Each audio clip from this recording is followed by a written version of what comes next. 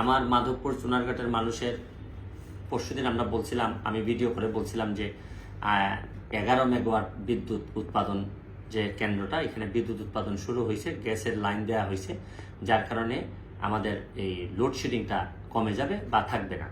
তো আমি অনেকে আমাকে গতকালকে দেখলাম কমপ্লেন করছেন যে গতকালকে বা পরশুদিন 2 দিন যে পরিমাণ গরম পড়ছে, ওই 2 দিন নাকি রাতে 11টার পরে কারেন্ট নিয়ে যায়, রাত দেখা যাচ্ছে যে মানুষের ঘুমাইতে খুবই অসুবিধা হয়।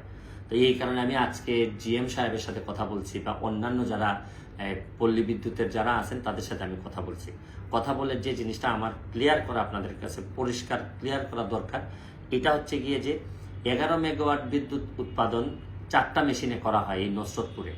এর মধ্যে বেশ কিছুদিন বসে থাকার কারণে একটা মেশিন এখন আবার কাজ করতেছে না, এটারে ঠিক করা লাগতেছে। 3টা মেশিন কাজ করতেছে, প্রায় 8 কি 8.5 মেগাওয়াট বিদ্যুৎ উৎপাদন হইতেছে।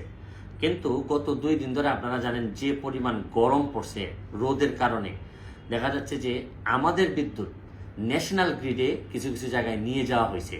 এখন সমস্যা হচ্ছে গিয়ে যে আমরা তো একটা অঞ্চল, হবিগঞ্জ অঞ্চল ধরেন, জাতীয়ভাবে যখন প্রয়োজন পড়ে তখন চাইলেই কিন্তু আমরা এই বিদ্যুৎ আটকাইতে পারি না, কারণ যিনি সরকার আছেন তাকে তো সব জায়গা দেখতে হয়। তারপরও আমি বিভিন্নভাবে চেষ্টা করতেছি যে আমাদের এলাকার একেবারে যেন আমাকে ডিপ্রাইভ করা না হয়, বঞ্চিত করা না হয়। তবে উনি আমাকে আশ্বস্ত করেছেন, যে পল্লী বিদ্যুৎ আমাকে আশ্বস্ত করেছেন যে একটু ওয়েদারটা যদি একটু ঠান্ডা হয়ে যায়, এইরকম গরম যদি কমে যায়, তখন আর লোডশেডিং হবে না।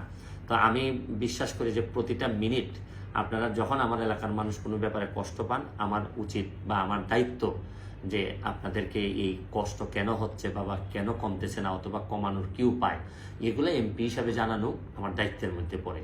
তো এই জন্যই আমি বারবার আপনাদের সামনে মোবাইলে ভিডিওর মাধ্যমে আসি। এর চেয়ে ভালো উপায় নাই, আমি বলার কোনো সুযোগ পাই না। তবে আশা করি আপনারা সব সমস্যা যদি আমি সমাধান করতে নাও পারি, তবে আপনারা কোনো সমস্যাতেই একাবোধ করবেন না। আমি হয়তো না পারলেও আপনাদের পাশে দাঁড়াই থাকবো, কারণ বড় শখ করে আমাকে ভোট দিয়ে অনেক ভোট দিয়ে আপনারা এমপি বানিয়েছেন, এবং আমি চেষ্টা করে যাচ্ছি যে আপনাদের কপালের সাথে আমার কপাল মিলে আমরা বঙ্গবন্ধু সোনার বাংলা বানানোর জন্য যেভাবে কাজ করলে, যেভাবে মানুষের কাছে পৌঁছাইলে এটা আমরা লাভবান হইতে পারবে, এই কাজ আমি করে যাব। আর আপনারা জানেন বাই দা ওয়ে, একটা সুখবর হচ্ছে গিয়ে যে আরও 25 লাখ টাকা বরাদ্দ আমরা জেলা পরিষদ থেকে পেয়েছি।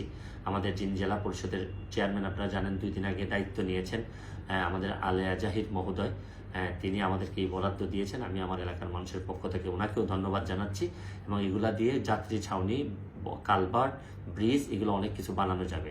আশা করি প্রতিটা টাকার সদ্ব্যবহার করার আমি সর্বোচ্চ চেষ্টা করব।